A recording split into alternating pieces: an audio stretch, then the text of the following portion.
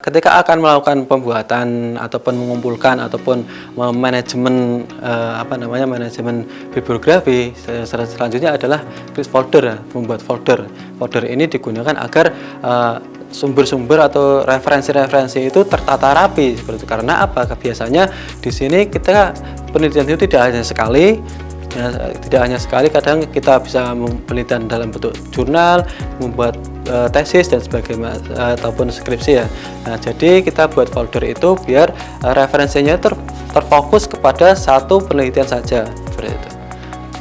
Kemudian di sini ini merupakan bagian dari bentuk-bentuk dari buku teks ataupun koran yang dapat digunakan oleh mahasiswa untuk menginput data-data secara manual ya teman-teman ya. Biasanya kan ada referensi ya yang mungkin yang manual ya.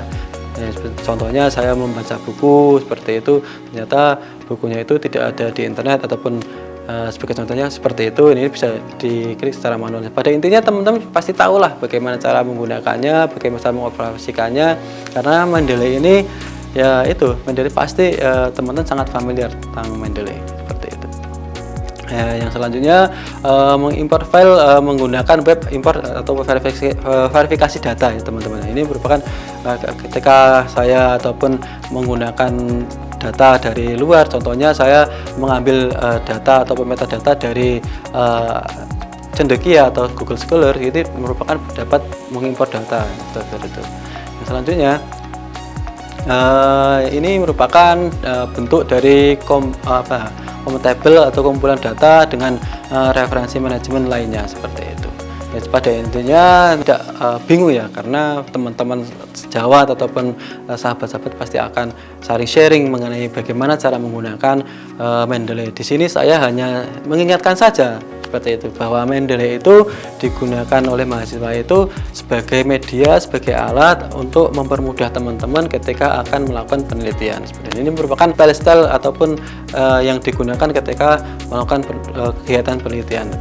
Ini tinggal pilih saja untuk perguruan tinggi tertentu, perguruan tinggi si A itu menggunakan style apa, menggunakan pasti stylenya biasanya berbeda-beda seperti itu.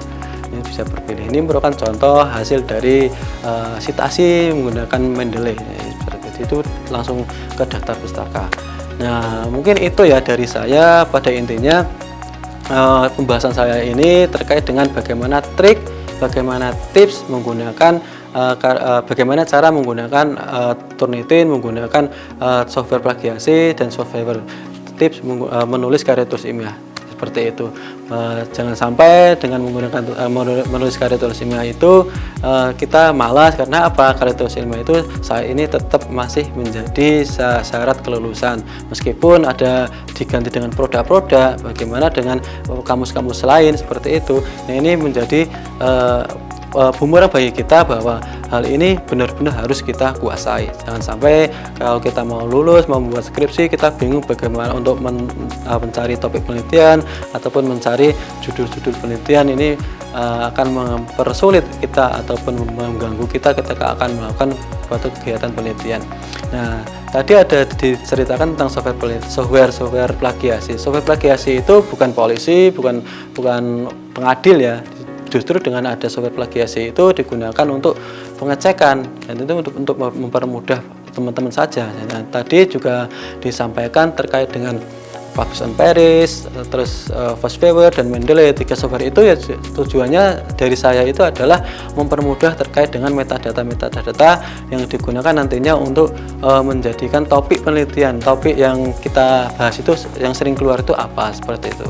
Mungkin itu dari saya. Teman kali ini saya tutup, dan filosofi walhidayah. Wassalamualaikum warahmatullahi wabarakatuh.